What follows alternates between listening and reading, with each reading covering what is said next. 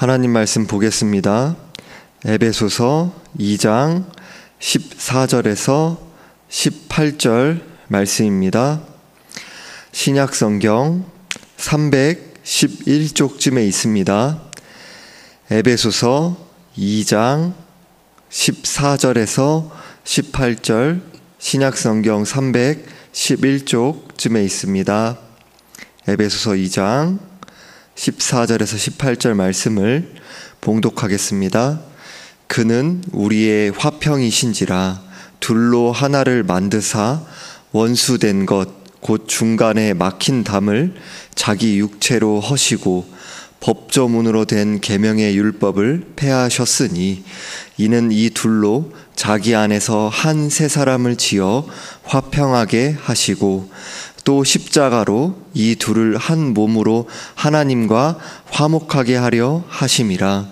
원수된 것을 십자가로 소멸하시고 또 오셔서 먼 데 있는 너희에게 평안을 전하시고 가까운 데 있는 자들에게 평안을 전하셨으니 이는 그로 말미암아 우리 둘이 한 성령 안에서 아버지께 나아감을 얻게 하려 하심이라. 아멘. 기도드리겠습니다. 하나님 아버지, 주의 은혜로 또 오늘도 저녁 예배 드리게 하심에 감사합니다. 우리 힘과 능력으로 이룰 수 없는 예배 드리는 자의 위치로 우리를 올려주시고 우리가 이 시간 가운데 중심으로 주님 사랑하는 마음으로 영혼의 무릎을 꿇고 주 앞에 예배하고 경배하게 하여 주옵소서. 우리의 생각과 마음을 보호하고 지켜주시고 시간 가운데 우리를 향한 주님의 마음과 뜻과 계획하심이 깨달아질 수 있도록 우리의 심령이 주의 말씀에 반응하여서 순종의 삶으로 이어질 수 있도록 이 시간 가운데 우리 가운데 말씀이 깨우쳐 주시고 말씀을 통하여 성령께서 일하여 주옵소서. 오직 주님만 영광받아 주옵시오며 살아계신 우리 주 예수 그리스도의 이름으로 기도드리옵나이다. 아멘. 지난 시간에 오늘 본문의 바로 앞 문맥인 에베소서 2장 11절에서 13절 말씀에서 에베소 교회의 이방인 성도들의 구원받기 이전에 비참하고 소망 없던 삶에서 13절 말씀과 같이 그리스도 예수 안에서 그리스도의 피로 하나님께 나아갈 수 있게 되었고 하나님의 새 백성의 일원이 된 사실을 함께 살펴보았습니다. 이어서 오늘 본문 14절을 원문으로 직역하면 왜냐하면 이라는 말씀으로 시작합니다. 그러니까 그렇게 말씀으로 이어지는 것을 보게 됩니다. 그러니까 즉 이방인 성도들의 비극적인 과거 상황이 변화될 수 있었던 이유, 바로 그것을 제시하고 있는 것입니다. 바로 14절 말씀과 같이 그리스도께서 우리의 화평이시기 때문입니다. 오늘 본문에서 그리스도가 우리의 화평이시라고 할 때 화평의 의미는 이제 평화의 의미로 이제 해석이 됩니다. 그러니까 즉 불화나 적대 관계가 해소되어서 이루어지는 화합과 연합과 교제의 일치의 상태를 가리킵니다. 평화의 원천, 평화의 근원을 그리스도로 제시하고 있습니다. 그리스도께서 우리의 평화라고 했었을 때 우리는 에베소 교회의 이방인 성도들과 유대인 성도들을 가리킵니다. 이들의 원수된 사이에 그리스도께서 평화를 가져오신 것입니다. 바로 그것을 가리켜 둘로 하나를 만드사 원수된 것 곧 중간에 막힌 담을 자기 육체로 허셨다고 말씀합니다. 헤롯이 만든 예루살렘 성전 내부의 뜰과 이방인의 뜰 사이에는 약 1.5m 정도의 담이 세워져 있었습니다. 이방인들은 이방인의 뜰까지는 올 수 있었지만 세워진 담을 넘어 안으로 들어가는 이방인들을 처형하라라는 그런 처형을 당할 것이라는 경고문이 라틴어와 헬라어로 쓰여져 있었습니다. 결국 이 담은 유대인들이 이방인들에 대해 가진 적대감과 경멸과 우월감을 적나라하게 보여줍니다. 오늘 14절에서 말씀하는 담은 문자적인 담을 가리킨다라기보다는 눈에 보이지 않는 유대인과 이방인들 사이에 그런 영적이며 정신적인 담을 가리킵니다. 14절에서 말씀하는 원수된 것이란 원문으로 적대감, 또 바로 적개심을 의미합니다. 유대인들은 이방인들을 부정한 죄인들로 간주하면서 이방인들과 교제하거나 함께 식사하지 않았습니다. 이방인들도 유대인들에게 적대적이었습니다. 이방인들 유대인들의 종교적 우월주의에 분노하면서 적대감을 가졌습니다. 그런데 예수 그리스도께서 자신의 목숨을 내어주심으로 둘 사이의 적대감의 장벽을 허무신 것입니다. 유대인 성도들과 이방인 성도들을 하나로 만드셨습니다. 어떻게 이러한 일이 이루어질 수 있었습니까? 15절의 내용은 그리스도께서 두 집단 사이의 적대감을 제거하신 수단 또는 방법을 알려주고 있습니다. 즉 법조문으로 된 계명의 율법을 폐하셨다라고 말씀합니다. 여기에서 폐하셨다라는 말씀은 원문으로 무력하게 만들었다 또는 무효화했다라는 의미를 가집니다. 이는 율법 폐기론이나 무율법주의를 가리키는 것이 아닙니다. 15절에서 법조문으로 된 계명의 율법을 폐하셨다라는 말씀의 의미는 유대인들과 이방인들의 관계에서 이해해야 됩니다. 하나님께서는 선한 의도로 율법을 주셨지만 유대인들은 율법으로 인해서 이방인들에 대해 우월의식을 가지게 되었죠. 율법 준수는 그 자체로는 선한 것입니다. 율법 자체는 하나님께 주신 그 선물이고 선한 것이죠. 하지만 율법 준수를 통해 자기 의를 유대인들이 세움을 통해서 유대인의 선민의식과 배타주의를 내세운 것입니다. 따라서 그리스도께서 율법을 무력하게 하셨다라는 말씀의 의미는 유대인들과 이방인들을 분리하고 두 집단 사이에 적대감을 불러일으킨 원인으로서의 율법을 무력하게 하셨다라는 의미입니다. 예수 그리스도께서는 십자가의 죽으심으로 영적인 담과 같은 유대인 성도들과 이방인 성도들 사이의 적대감을 제거하시고 하나가 되게 하셨습니다. 그 결과를 이어서 말씀하시기를 이는 이 둘로 자기 안에서 한 새 사람을 지어 화평하게 하시고 라고 합니다. 여기서 새 사람을 지었다라는 말씀은 새 사람을 창조하셨다라는 의미입니다. 첫사람 아담의 창조를 떠올리게 합니다. 마치 이전에 아담의 창조와 같이 이제 그리스도께서 자기 안에서 한 새 사람을 바로 새로운 인류를 만드셨다라는 그런 의미입니다. 바로 옛사람과 대조를 이루는 종말론적인 바로 그 새 사람 하나님께서 그리스도께서 자기 안에서 창조하셨다라는 것입니다. 새로운 인류를 창조하신 것입니다. 옛 인류의 특성이 분열과 불화와 싸움이라면 새 인류의 특성은 하나됨과 화해와 평화의 그런 특성을 가집니다. 바울은 15절에서 그리스도께서 이루신 수평적 차원의 바로 유대인 성도들과 이방인 성도들의 그 수평적 차원의 하나됨과 화해에 대해서 말한 후에 16절에서 하나님과 사람 사이의 그 수직적인 화해에 대해 말씀합니다. 또 십자가로 이 둘을 한 몸으로 하나님과 화목하게 하려 하심이라 원수된 것을 십자가로 소멸하시고 라고 말씀합니다. 여기서 이 둘을 한 몸으로 라는 말씀은 그리스도로 서로 화목하게 된 유대인과 바로 믿는 유대인과 믿는 이방인들로 이루어진 교회를 가리킵니다. 이들을 하나님과 화목하게 하려 하셨다. 바로 그 하려 하심이라 라고 말씀합니다. 여기에서 화목하게 하다라는 동사는 불화하는 두 사람 사이에 우정을 재확립하는 것을 의미합니다. 과거의 유대인들과 이방인들은 하나님과 적대적인 상태에 있었습니다. 그렇기에 원수된 것이다 라고 말씀합니다. 16절에서 말씀하는 원수된 것을 또 소멸하시고 라는 말씀은 원문으로 원수된 것을 죽이시고 라는 강한 표현이 쓰여 있습니다. 바울이 하나님과 사람 사이의 적대감에 대해서 죽이다라는 그런 강한 바로 단어를 사용한 것은 그리스도의 십자가의 대속으로 그리스도를 믿는 이들과 하나님 사이에 적대감이 사라지고 화목하게 된 바로 그 사실을 강조하기 위해서입니다. 하나님도 그들을 진노와 원수된 것으로 그들의 죄악으로 인해 그렇게 바라보시고 그들도 하나님을 향해서 그 원수된 것으로 바라보는 그 적대감을 바로 해소하시고 화목하게 하신 것을 가리킨 것입니다.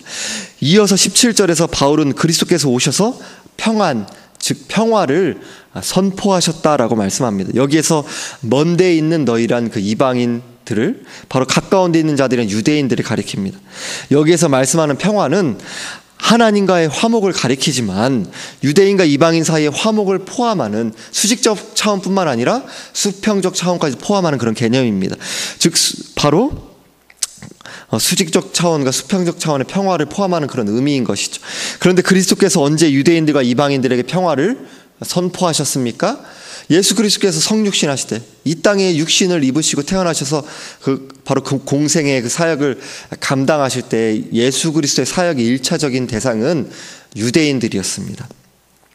근데 예수 그리스도께서 십자가의 평화를 이루시고 하늘에 오르신 후에 유대인뿐만 아니라 본격적으로 이방인들에게도 예수 그리스도의 그 평화의 복음이 전파되게 되었습니다. 그리고 본격적으로 전해지기 시작한 것이죠. 하늘에 오르신 그리스도께서 오순절에 성령으로 오셔서 사도들을 통해 유대인들과 이방인들에게 평화의 복음을 선포하셨습니다. 오늘날에도 그리스도는 십자가로 이루신 그 평화를 복음 사역자들을 통해서, 바로 그리스도인들을 통해서 말씀과 또 성령으로 온 세상에 선포하십니다. 그 결과 18절 말씀과 같이 예수 그리스도로 말미암아 유대인 성도들과 이방인 성도들이 함께 아버지께 나아가게 되었습니다. 곧 한 몸 된 교회로서 아버지께 나아가게 된 것입니다. 유대인들이 볼 때 이러한 표현은 경악과 분노를 일으키게 하는 표현이었습니다. 유대인들뿐만 아니라 이방인들까지도 아버지께 나아간다라는 말씀의 의미는 하나님께서 임재하시는 그 성소에 나아간다라는 그 의미를 담고 있습니다. 바로 이방인들은 성전의 담을 넘으면 죽음의 형벌을 받아야 한다고 말씀드렸습니다. 바로 이제 그런 경고문이 붙여져 있었죠. 그런데 이방인들이 성전에 들어가는 정도가 아니라 하나님께 직접 나아갈 수 있게 되었다. 유대인 이방인들이 바로 은혜의 보좌 앞에 담대히 나가게 되었다. 히브리서 표현과 같이 그러한 은혜를 입게 된 것이죠. 중간에 막힌 담처럼 유대인과 이방인들을 갈라놓던 원수된 것을 그리스도께서 제거하시고 그 둘을 하나님과, 그리스도를 믿는 유대인과 이방인들 하나님과 화해시켰기 때문입니다. 믿는 유대인들뿐만 아니라 믿는 이방인들도 그리스도로 말미암아 아버지께 담대히 나아갈 수 있게 되었습니다. 하나님께서 구속받은 유대인들과 이방인들을 당신의 자녀로 받아주시고 기꺼이 아버지가 되어 주셨습니다. 그렇기에 믿는 유대인과 믿는 이방인들은 또 주님의 한 몸 된 교회로 부름받은 우리들은 서로 형제 자매로 받아야 하는 것입니다. 이 일은 우리의 힘과 능력이 아닌 성령께서 가능하게 하신 일입니다. 즉 성령은 연합과 화해의 영이십니다. 이것이 바로 오늘 본문이 말씀하고 있는 그리스도께서 창조하신 하나님의 새로운 인류, 즉 교회의 모습입니다. 교회는 과거의 원수였던 사람들조차도 그리스도의 십자가를 통해 화해를 경험하고 한 성령 안에서 하나가 되어 함께 손을 잡고 한 아버지께 나아가는 연합과 평화의 공동체입니다. 이는 그리스도께서 우리의 평화이시기 때문입니다. 평화는 단순히 적대감이 제거되는 것을 넘어 훨씬 깊은 차원을 요구합니다. 그리스도의 희생적 죽음은 죄사함을 주실 뿐만 아니라 화해를 완강하게 거부하는 원수들조차 서로 용납하고 서로 포용하며 사랑하는 힘을 지녔기 때문입니다. 안타깝게도 오늘의 한국 교회는 그리스도께서 자기 안에서 창조하신 연합과 화해와 평화의 공동체인 새 인류의 모습과는 너무나 먼 그런 거리가 먼 모습을 우리들이 보게 됩니다. 학벌, 재산, 사회적 지위, 출신, 지역, 바로 이러한 것들에 따라서 사람을 차별하고 또 편을 가르는 일이 바로 교회 내에서조차 빈번하게 벌어집니다. 우리들이 보게 됩니다. 한국교회 바로 구석구석에 만연한 모습입니다. 그리스도의 십자가로 하나의 새로운 인류를 창조하신 것을 우리는 수없이 분열시키고 있습니다. 배운 것이 적거나 가난하다고 해서 동료 신자를 차별하고 무시하는 것은 그리스도께서 하나 되게 하신 것을 정면으로 거스르는 바로 안타까운 일이라 이렇게 말씀드릴 수 있습니다. 교회에는 다양한 구성원들이 모여서 하나의 공동체를 이루고 있습니다. 당연히 생김새가 다르고 출신 지역이 다르고요, 경험이 다르고 생각이 다릅니다. 그러기에 또 견해가 다를 수밖에 없습니다. 그런데도 함께 더불어 있으면 어떤 일이, 바로 우리들이 어떤 일을 경험하게 됩니까? 아픔과 갈등과 대립을 경험할 때가 너무나 많은 것이죠. 그러나 바로 그러한 때가 변화와 성숙의 때입니다. 타인과 인격적인 만남을 기피하는 방법으로는 인격적인 성장을 기대할 수가 없습니다. 철이 철을 날카롭게 하듯이 인간은 인간에 의해서 서로 날카롭게 서로 다듬어져 갑니다. 그렇게 인격적인 성장과 성숙의 방향으로 그리스도 안에서 그리스도 장성한 분량으로 자라가게 됩니다. 예수 그리스도는 우리의 평화라는 오늘 본문의 말씀을 기억하시기 바랍니다. 우리는 예수 그리스도는 우리의 구원자라는 그런 고백을 자주 하죠. 하지만 예수 그리스도는 우리의 평화입니다라는 에베소서의 이런 고백에는 친숙하지 않습니다. 예수 그리스도는 우리의 평화이십니다.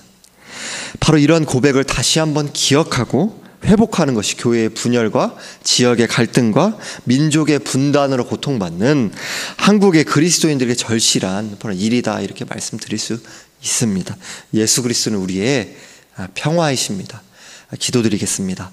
하나님 아버지, 우리에게 평화의 복음을, 화목의 복음을 전해주심에, 예수 그리스도, 바로 우리의 평화 되신 예수 그리스도를 우리에게 내어주심에 감사드립니다.